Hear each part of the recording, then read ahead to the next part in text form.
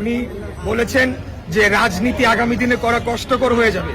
এই বক্তব্যের সাথেও আমি অত্যন্ত জোরালোভাবে দ্বিমত পোষণ করছি।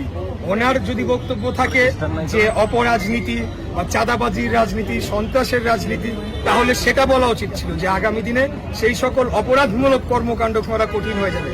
কিন্তু তিনি যে ভাষায় বলেছেন তাতে মনে হচ্ছে রাজনীতিবিদদের উপর ওনার ক্ষোভ রয়েছে, উনি রাজনীতিবিদদের শায়েস্তা করতে চাচ্ছেন।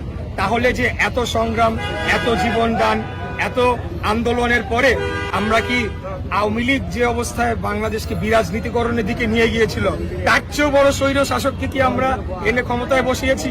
অতএব এটাও জনগণ মানে না। আমার বিশ্বাস যে ছাত্র জনতা, বাংলাদেশের জনগণ ওনাকে প্রত্যাখ্যান করেছে। ওনার উচিত হবে দ্রুততম সময়ে পদত্যাগ করে চলে যাওয়া, কারণ ওনাকে কেউ ভোটে দিয়ে ক্ষমতায় বসায় নাই, ওনাকে একটা অন্তর্বর্তীকালীন দায়িত্ব দেওয়া হচ্ছে। আমি ব্যক্তিগতভাবে ওনাকে খুব পছন্দ করতাম, ওনার টক শো এবং বিভিন্ন বিশ্লেষণমূলক কথাবার্তা আমি শুনতাম, ভাল লাগতো। কিন্তু ইদানিং ওনার বিভিন্ন বক্তব্যের কারণে আমরা মর্মাহত হয়েছি এবং আমরা দাবি জানাচ্ছি, জোরালো দাবি জানাচ্ছি, উনি অতি দ্রুত পদত্যাগ করে উনি এখানে অন্য উপযুক্ত কাউকে বসানো হোক।